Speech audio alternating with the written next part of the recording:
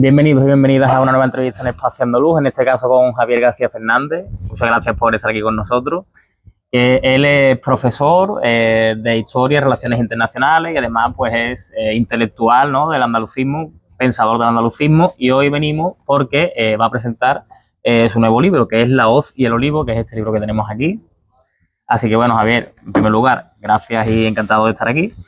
Y yo te quería preguntar sobre el libro, que es lo más básico, ¿no?, que se puede ver así a primera vista, ¿no?, que es una hoz y una rama de olivo. Entonces se puede presumir, y además más o menos habiéndote leído y conociéndote un poco y tal, que el libro básicamente lo que hace es explicar Andalucía, ¿no?, desde un punto de vista marxista, ¿no? Entonces, ¿qué podemos esperar encontrarnos en ese libro?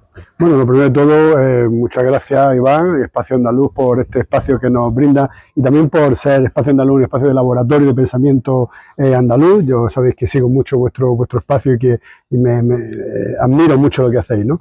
Y bueno, el libro de La hoz y el olivo, ensayo sobre marxismo andaluz, que lo que pretende es inaugurar una conversación sobre marxismo andaluz, ¿no? Yo creo que una parte del andalucismo de izquierdas tiene que preguntarse por qué nunca hubo un marxismo propiamente andaluz, cuando el marxismo se dedica a estudiar pues la cuestión social, la cuestión de clases, pero también la cuestión nacional, ¿no? Y yo creo que una nación oprimida y una nación explotada como la nación andaluza se merece un espacio de reflexión propio, ¿no? Al final, un marxismo propio, como dice Pastora en el prólogo, es como la habitación propia de Simone de Beauvoir, ¿no? El marxismo es nuestra caja de herramientas de la izquierda y yo creo que una izquierda andalucista requiere tener también una serie de reflexiones propias sobre las características específicas, ¿no?, de la revolución andaluza, ¿no?, del proceso de transformación que Andalucía necesita, ¿no? Yo creo que la gran contradicción en el andalucismo siempre se ha dado entre un andalucismo, digamos, de centro-izquierda y una izquierda estatal marxista que no han generado una discusión entre ellos. Yo creo que el marxismo andaluz es el espacio de discusión para una izquierda marxista, pero también para un nacionalismo andaluz, ¿no? Y ese es el llamado que hago en el libro, ¿no? Reviso la obra de Marx, de Fanon, de Gramsci, para ver qué hay en la obra de estos pensadores que nos interpele a los andaluces, ¿no? Yo creo que hay elementos clave, ¿no?, como la opresión cultural, que habla de la descolonización cultural que necesita Andalucía, una forma de entender el territorio andaluz no desde una perspectiva marxista economicista, sino de cómo las conquistas castellanas sobre Andalucía tuvieron consecuencias capitalistas, pero también consecuencias de opresión colonial. Y en tercer lugar, Gramsci, para entender cómo la cultura subalterna andaluza tiene algo que decir para construir un proyecto de emancipación desde las clases populares andaluzas. Pero en definitiva, trato de inaugurar, de llamar a que sea una discusión sobre el marxismo desde Andalucía que interpele tanto los sectores del nacionalismo andaluz como de la izquierda estatal, ¿no? Ahora mismo estamos en la previa del 28F, a escasos días, ¿no? Y en un momento en el que parece que además estamos viendo un boom andalucista, por lo menos desde un punto de vista más identitario, más cultural, ¿no? Y entre este boom, ¿no?, pues se ha vaticinado, hay nombres como la tercera ola andalucista, la generación del mollete, la cuarta etapa, la tercera generación, ¿no? ¿Qué podemos esperar de este cúmulo, ¿no?, de llamados tercera ola, etcétera, como agente transformador para cambiar la situación de Andalucía? No, sí, yo creo que tiene razón que vivimos de alguna manera un refuerzo de la nación cultural, pero también vivimos una ausencia de nación política en Andalucía, ¿no? Yo creo que desde 2012, la crisis de 2008, el proceso independentista en Cataluña, la crisis de la Unión Europea, toda una serie de crisis políticas, económicas, identitarias han dado lugar a que hay una búsqueda de lo propio, ¿no? En toda Europa, yo diría en el mundo, ¿no?, desde los 90, el zapatismo, el Kurdistán, la década ganada en América Latina, el movimiento indígena, la primavera árabe, y Andalucía es parte de esa eclosión mundial de una sociedad que se busca a sí misma ante la crisis de la globalización, ¿no? La tercera ola, cuando lo propuse en el año 2021, respondía a, de alguna manera, romper esa dicotomía que se estaba construyendo entre viejo andalucismo y nuevo andalucismo, ¿no? Desde la perspectiva del andalucismo del Partido Andalucista siempre se hablaba de andalucismo histórico y andalucismo político, ¿no? Era como se autodenominaban ellos desde el PSA en adelante, ¿no?, y luego PA.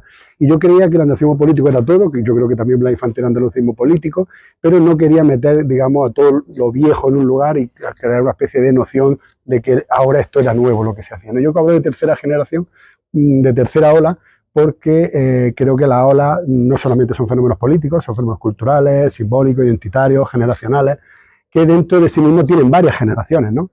No es lo mismo la generación de Aumente que la de Isidoro Moreno, pero ambos pertenecen a la segunda ola del andalucismo, ¿no?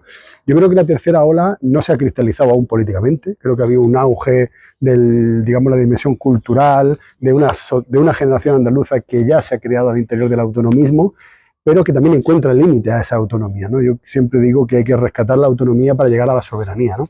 Ni rechazar el Estado autonómico, pero tampoco quedarse ahí, como hace alguna izquierda como el PSOE, ¿no? Yo creo que lo que caracteriza esta tercera ola, y esto es clave en este 28 de febrero, es que hemos reinventado la identidad andaluza y la hemos puesto, digamos, pasado de la andaluzofobia al orgullo de pueblo, al orgullo de clase, ¿no? Y eso ha sido un boom cultural muy importante. Pero la cristalización política se ha dado al interior de partidos estatales, ¿no? Hemos visto como un PP se ha convertido en andalucista, hemos visto un PSOE de María Jesús Montero que habla de andalucismo de izquierda, pero también organizaciones estatales como Anticapitalistas y otras que también se han apropiado del andalucismo, ¿no? Esto de alguna manera ha dificultado o ha impedido que haya un espacio político propiamente andaluz, ¿no? Yo creo que los retos del 28 de febrero son diferentes a los que había, digamos, hace muy poco, ¿no? Vemos un auge de las derechas, vemos un envite fuerte de los elementos reaccionarios y posiblemente van a tumbar el gobierno actual del PSOE. Y yo creo que el andalucismo tiene hoy, en este momento, una función orientadora. El andalucismo tiene función de orientar a las clases populares y a la izquierda, al conjunto de las confluencias de izquierda, para construir un proyecto de emancipación desde las clases populares andaluzas, que en estos momentos tienen una identidad andaluza, aunque, digamos, no sea separada de la identidad española. Y en ese sentido yo creo que la función del andalucismo este 28 de febrero es orientar al conjunto de las clases trabajadoras para que haya un proyecto nacional y popular desde Andalucía que no supedite, digamos, la sociedad andaluza a otras transformaciones de carácter tal, sino que construya al pueblo andaluz como un actor protagonista de las transformaciones que se tienen que dar en el resto del Estado. En un contexto político como el que estamos viendo ahora mismo, donde tener un partido en el Congreso, o sobre todo tener algún diputado en el Congreso que pueda decidir presupuesto, donde esto es tan importante, ¿cuál es el futuro más inmediato del andalucismo político? Es decir, luchar por ese diputado, pensar en construir un proyecto más de largo futuro. ¿Cómo lo ves tú? Bueno, yo creo que el actual, al final, digamos, la cristalización electoral es la expresión de un momento social, ¿no?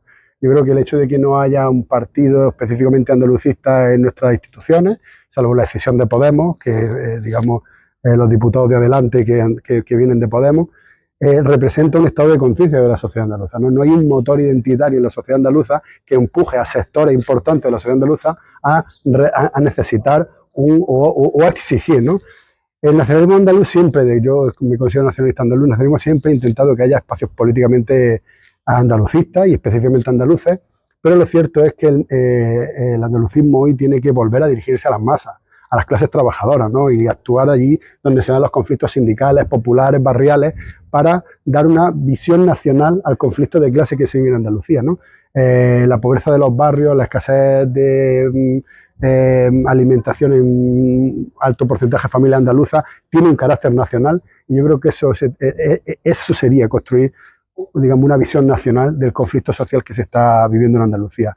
Lo que creo es que actualmente se ha cerrado un ciclo de oportunidad de que haya un diputado andalucista en el Congreso de los Diputados, se ha cerrado un ciclo de que haya un grupo parlamentario en el Parlamento andaluz y lo que estamos viendo es que la tendencia en diferentes lugares es a la concentración de la izquierda para afrontar el ciclo reaccionario que viene, ¿no? Yo creo que el andalucismo ahí, repito, tiene que tener, al igual que pasa en Valencia o al igual que pasa en Galicia, el andalucismo tiene que construir una visión desde el territorio y orientar al resto de izquierdas, que quizás no son andalucistas, para construir un proyecto propio, ¿no? Desde Andalucía, desde abajo y desde el territorio. Según las encuestas también, el andalucismo en el Parlamento andaluz, que ahora mismo consta de 2 diputados, está cerca, no cerca de desaparecer, pero es verdad que está como en la linde, ¿no? De algunas encuestas le dan todavía esa supervivencia, otros no, en ese límite del 5%, ¿no? Y conociendo la historia que tuvo el pueblo andaluz, ¿no? En esa historia de la transición, ahora sobre todo con el 28F, que conmemoramos cómo conseguimos el estatuto, cómo luchamos por acceder por la vía del 151, etcétera, etcétera, ¿no? ¿Qué ha fallado para que una comunidad que incluso en su estatuto está reconocida como nación histórica por empuje del pueblo andaluz, hoy esté de esta manera? Bueno, yo creo que el proceso de configuración de la llamada nueva política desde el 2000, desde el 15M en adelante, ha generado una izquierda con una fuerte identidad andaluza, que primero ha sido dentro de Podemos, también Izquierda Unida, y otras izquierdas estatales, pero yo no diría que de los grupos por Andalucía o adelante la división sea unos son andalucistas y otros españolistas, porque al interior de cada uno hay grupos andalucistas y al interior hay grupos estatales, ¿no? Entonces, de hecho, las caras visibles de adelante son de partidos estatales, por lo tanto creo que ya se agota esa dicotomía de que de adelante representa una opción andalucista, cuando hemos visto y sabemos que sus líderes están vinculados a organizaciones estatales, ¿no? Lo que sí creo es que la ausencia de una expresión política propiamente andaluza responde en primer lugar a la incapacidad del andalucismo político de transitar desde el PA a una nueva organización. Yo creo que eso ha sido un gran fracaso político, digamos, o una carencia, ¿no? Una incapacidad del andalucismo político de transitar del gran bloque que era el Partido Andalucista a otra organización, ¿no? Con una visión andaluza, ¿no?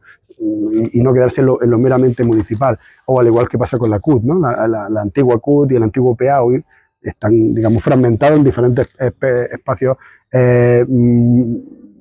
más reducidos, ¿no? Y en segundo lugar, creo que ha sido una victoria también de las fuerzas, digamos, de las clases dirigentes del Estado español de apropiarse de la identidad andaluza, ¿no? Entonces, yo considero que hoy en día el andalucismo político tiene la tarea de tener una voz propia, pero no se puede construir al margen, digamos, o sin diálogo con el resto de izquierdas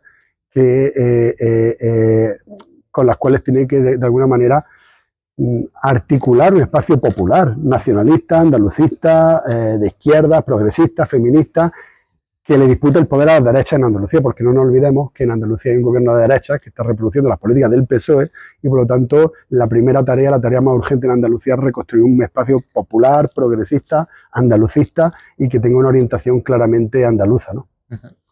Y ya para terminar, tras una década que hemos estado viviendo donde parecía que el bipartidismo, ¿no?, de PSOE-PP iba a quedar atrás, estamos viendo ahora cómo se está dando un repunte, ¿no?, digamos, de esa representación bipartidista, sobre todo en términos electorales, ¿no?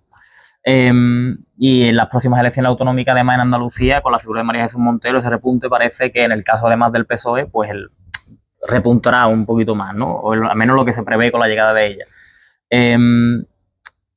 Aunque, como decíamos antes, aunque un proyecto para 1 año y medio es muy inviable, ¿a qué debería aspirar el andalucismo a la próxima década? Bueno, yo creo que en primer lugar no se trata de 1 año y medio, sino que ya llevamos una década de construcción y de articulación del andalucismo.